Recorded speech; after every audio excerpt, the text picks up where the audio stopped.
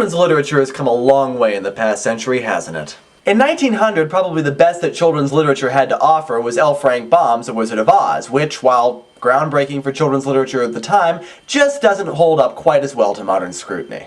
100 years later, however, we have the Newberry award-winning novel by Louis Sachar, Holes, the story of an unlucky boy named Stanley Yelnats and his time at the correctional institution known as Camp Green Lake. The story of race, destiny, and how we treat others was compelling and moving while also being quirky and funny.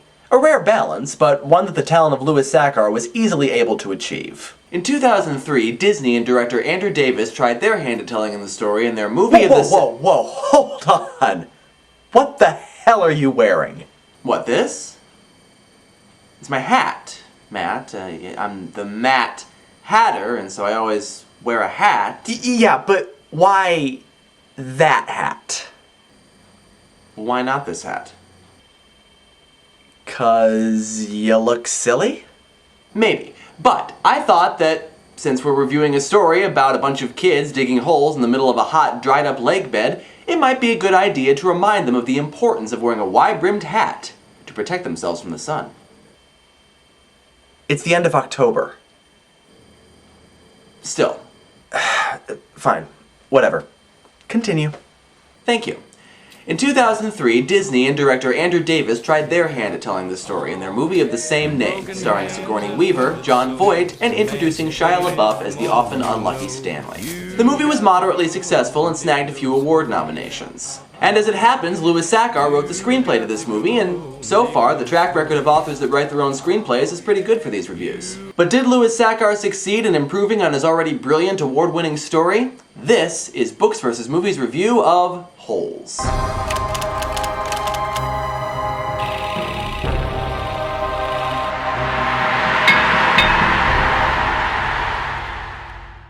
Let's begin by looking at our unlucky protagonist, Stanley Yelnats IV. Stanley is always in the wrong place at the wrong time. In this case, he was walking along minding his own business when a pair of shoes fell on him. Like you do. He was then accused of stealing the shoes and was sent to Camp Green Lake, where he was forced to dig holes in a hot, dried-up lake bed every day. Now, Stanley is a nice enough guy, and as a result, he gets bullied a lot, despite the fact that he's easily one of the biggest kids in his class. The fact that he is still such a nice guy, despite the fact that he has this supposed curse on his family, is one of the more redeeming qualities of his character.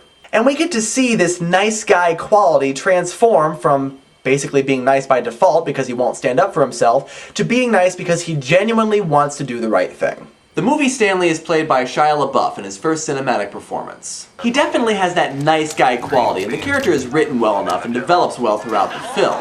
And though LaBeouf's acting is a little stilted at times, he does pretty well overall. In fact, he's pretty much identical to his literary counterpart, with one or two exceptions. First of all, Stanley's supposed to be noticeably bigger than anybody else his age. Shia LaBeouf isn't. He's a little bigger than the others, but not substantially so. Plus, we never actually see him being bullied in the movie. He just seems like the type of guy who would be bullied. The book Stanley is not only huge, but also a total wimp. That's two major aspects of the character that the movie really downplayed, and it really adds a lot to it. Like we said, the two characters are almost identical, but those couple of extra qualities in the book tip the character over to that side. But what about the other characters? The kids at Camp Green Lake, the Yelnats family, and all the flashback characters. We've got a lot to get through, so let's get started. We'll start with the bad guys. Mr. Sir, the gruff overseer and basically the number 2 guy at Camp Green Lake, Mr. Pendansky, the counselor for Stanley's tent, and the warden, the one who started Camp Green Lake for her own personal reasons. Honestly, it's hard to choose between these characters. They're written well in both stories, but the actors playing them are very talented. They're played maybe a little more buffoonish in the movie, but they're still plenty intimidating. The kids at Camp Green Lake are also pretty much the same in both, but I think they're a little more clearly defined in the movie. We actually get to see, in several cases, why the kids earned the nicknames that they did, whereas in the book, it's mostly just left a mystery. The relationships between Stanley and the other boys are also played up better in the movie, and they got some decent child actors to play the parts. This story also has a number of backstories to juggle, mostly the story with Kissing Kate Barlow in the original town of Green Lake. While the characters in the book are good, they're written in such a way that we just kind of hear about them rather than actually see them. In the movie, we actually get to see these characters, and again, they got some good actors. In general, I'd say that's pretty much the rule for the other characters. They're written well in both stories, but it's the actors in the movie that really bring them to life. But just how well did these two versions juggle all those backstories? Let's look at composition.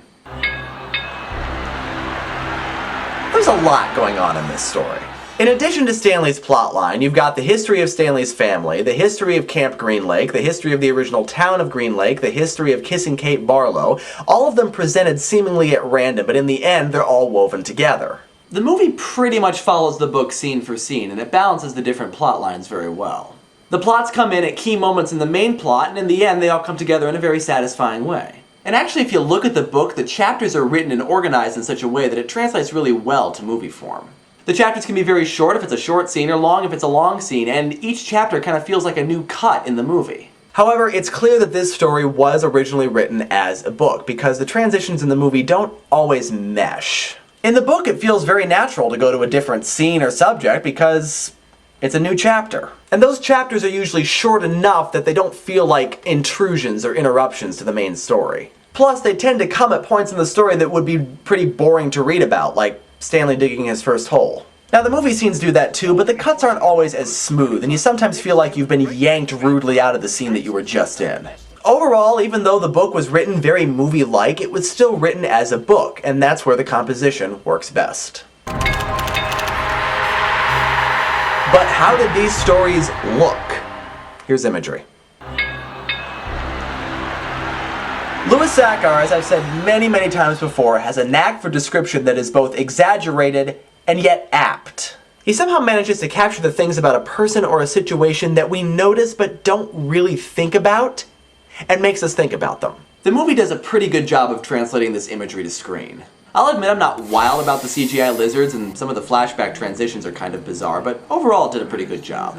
They definitely capture the intense heat that these boys are working under, as well as the general desolation of the world they live in. And everything seems to be in a haze a lot of the time, like everything's really dusty and dirty, which, again, makes sense for this story. And the characters, for the most part, seem very caricature-like, which definitely echoes Sachar's writing style. Even some of the flashback effects, cheesy though I find them, give this movie kind of a Sachar-esque feel. So again, it's kind of a tough call, but I'm gonna go with the movie. I definitely think it captured the nature and the spirit of both this story and Sachar's writing. And as always, it all comes down to which version told the better overall story.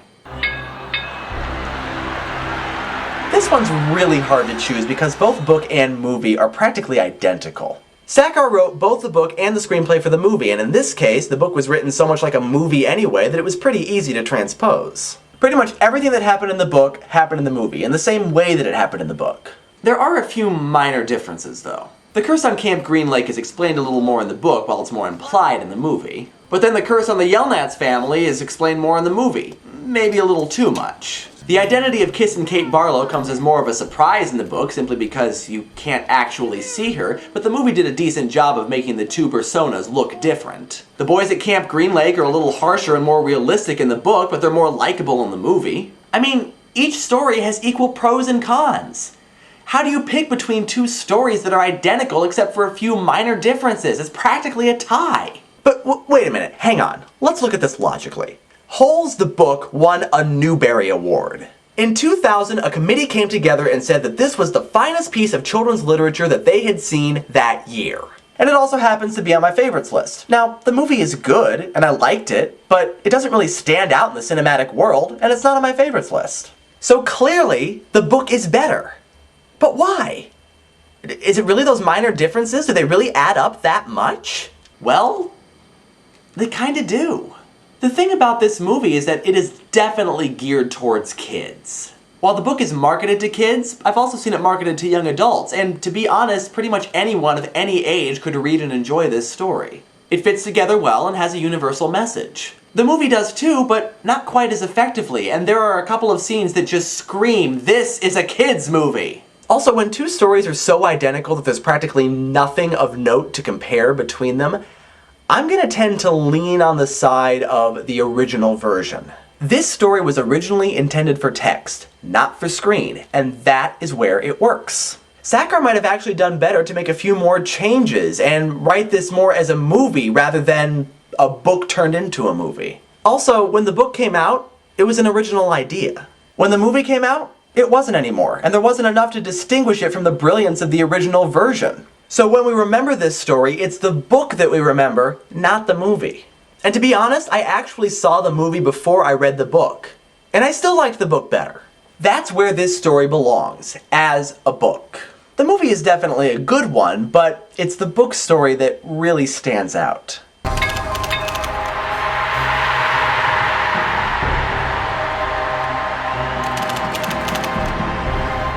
There, the review's over. Now will you take that ridiculous hat off? How can you not like this hat? Come on. You know, I thought that hats were supposed to make you more sensible. If you were more sensible, you wouldn't be wearing that hat. Ah, but this hat also has a Catch-22 eliminator. You're impossible. See you next time, folks.